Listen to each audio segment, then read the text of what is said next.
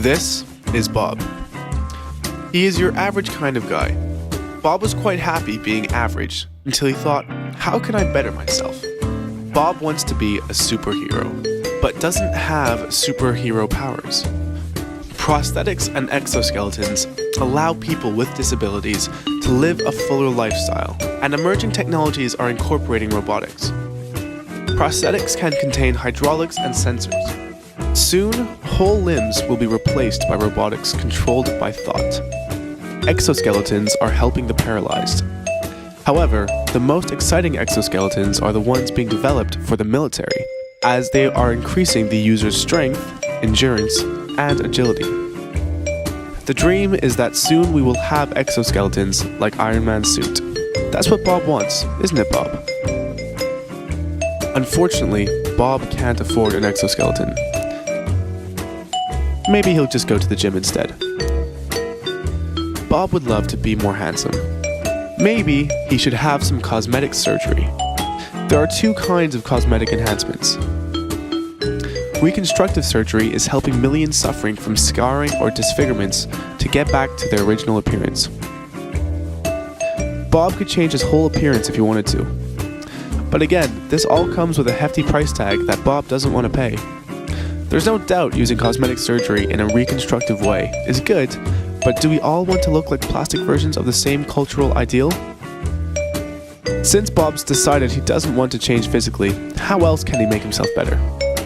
Bob has a mobile, a computer, a tablet. So what if he could integrate these into himself?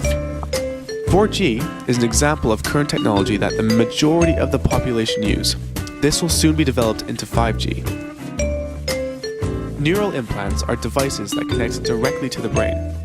This is actually part of a wider research field called brain-computer interfaces. BCIs acquire brain signals, analyze them, and translate them into commands that are then sent to devices to carry out specific actions. The main goal is to replace or restore useful information to people disabled by neuromuscular disorders, and could be used in the future to enhance our own thought processes. These technologies are currently being developed and trialed. So what about the future? Whole brain emulation is a process of copying mental content from the brain to a computational device. To achieve this, you must have the necessary data, a map of neural connections, and find a suitable platform on which to implement the functions of the mind. So what's left, Bob? Something that's been around for a long time is the use of drugs to increase performance. Sports drinks that contain electrolytes replace lost fluids and prevents dehydration much more efficiently than just drinking water. They are said to boost endurance by 20%. However, most famous are steroids. These can be used to increase muscle mass, aggression, and increase the amount of which you can work out without getting injured. Bob could be a bodybuilder in no time. However, they can have some severe side effects. Bob doesn't think the muscles are worth any of those side effects. What about changing the thing that controls everything in his body, his DNA? Say Bob has a genetic disease. Using a process called gene therapy, he can transfer therapeutic or working genes into specific cells to repair the faulty gene. However, this is not a complete cure for Bob's genetic disease. Bob wants to have children, but wants to make sure they don't have the same disease as him. To make sure of this, Bob and his girlfriend would have to screen embryos for genetic and chromosomal information. Those not defected can then be planted into Bob's girlfriend's uterus.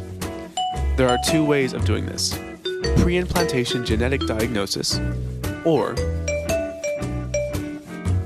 embryos containing the mutation are disposed of.